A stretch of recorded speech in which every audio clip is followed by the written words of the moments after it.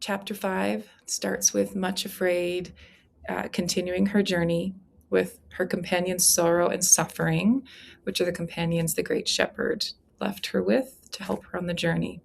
And Much Afraid does not want to hold their hands. She's quite terrified of them, but she's forced to hold their hands and to ask for help as their journey quickly comes to very steep mountainside that Much Afraid at first is attempting to get up and then realizes that she can't on her own, especially with her lame feet.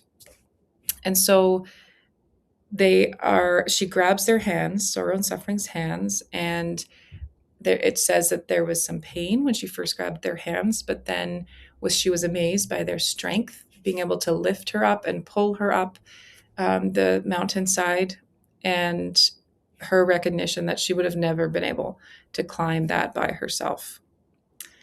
We also learn in this chapter that word has now spread in the Valley of Humiliation. Her family members now know that she has left with the Good Shepherd, and they discuss who to send to bring her back.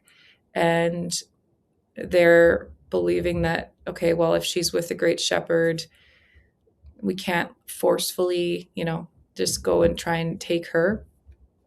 So we need to send someone that can convince her that it's her own decision, that it's in her best interest to come back.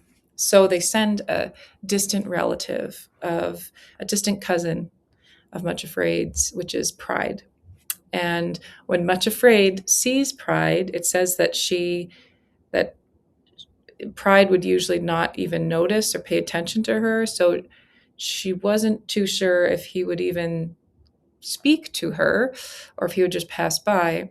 And she was a little quite shocked and feeling just pleasantly surprised that he is taking time to talk to her. And because of this, because she's, focused on just being excited that he's talking to her, she allows him to grab her hand as he's talking.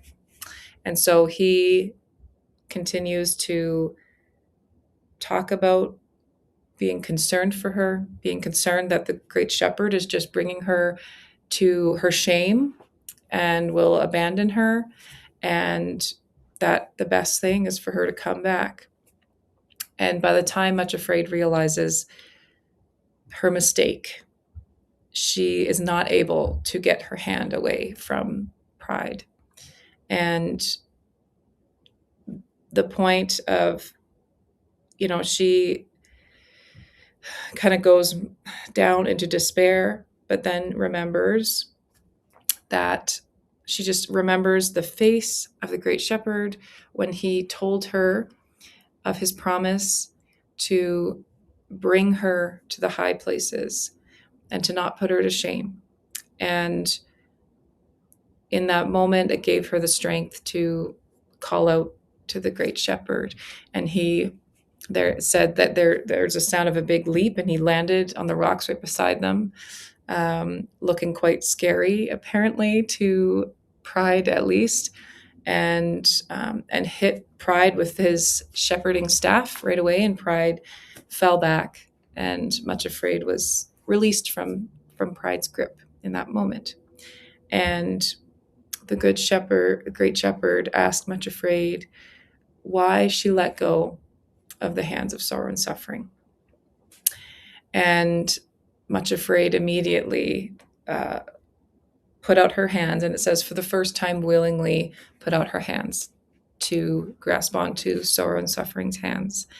And the chapter ends with Much Afraid choosing to hold their hands, but feeling even more pain, realizing that it's more painful to hold on to their hands after she has allowed Pride to take hold of her. And not only that pain from holding their hands, but that Pride also stomped on her feet. So even walking was more painful than it was before. And that is where we end off in chapter 5.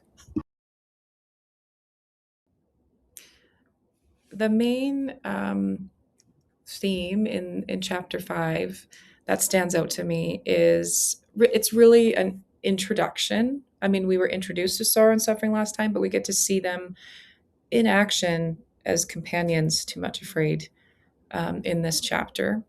And we see Much Afraid's fear of them, but we learn that they are helpful to her in two very powerful ways on this journey. So the first is how Much Afraid learns that their strength helps her be able to get up these mountain paths that she wouldn't have been able to otherwise, that they're able to lift her. And so that strength and help for the physical part of the journey is a big part of how they help her. But the second one we learn when her first enemy shows up, when pride shows up trying to convince her to go home. And sorrow and suffering, they weren't the ones that stopped that, that Much Afraid called out to the great shepherd, but the great shepherd asked her why she had let go of the hands of sorrow and suffering in the first place, pointing to the fact that if she had held on to their hands, that she wouldn't have ended up in that situation with pride, because he wouldn't have been able to grab her hand. And so from that, we learn that sorrow and suffering help Much Afraid in her mental and emotional aspect of the journey, her ability to identify danger. They give a sort of protection in that way to keep her, kind of protect her from her own misjudgments and helping her to be more careful, but also just not to be vulnerable. So that is the second way that they help. And now the other piece that I think it's so important to point out is that when Much Afraid, when she has made that mistake and she is in the clutch of pride, she was doing this downward spiral, and it seemed like she was believing him and that she was going to choose to go back. But what stopped her was the memory, that vision of the look on the great shepherd's face when he made her that promise. And, when we think about those things and remember them, we feel it. We feel how it felt in that moment as well. So she feels that and remembers that. And that is what gives her the courage in that moment to call out to the great shepherd, to get help and to fight off pride.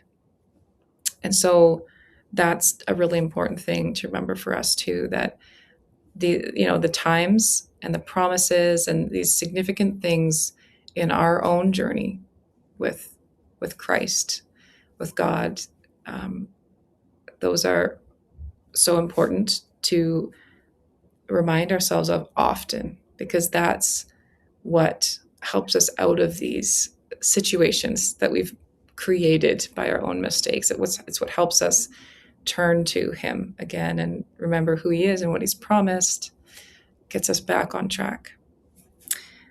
So we are going to continue the journey with Much Afraid and sorrow and suffering in the next chapter. But for now, this is where we end this off.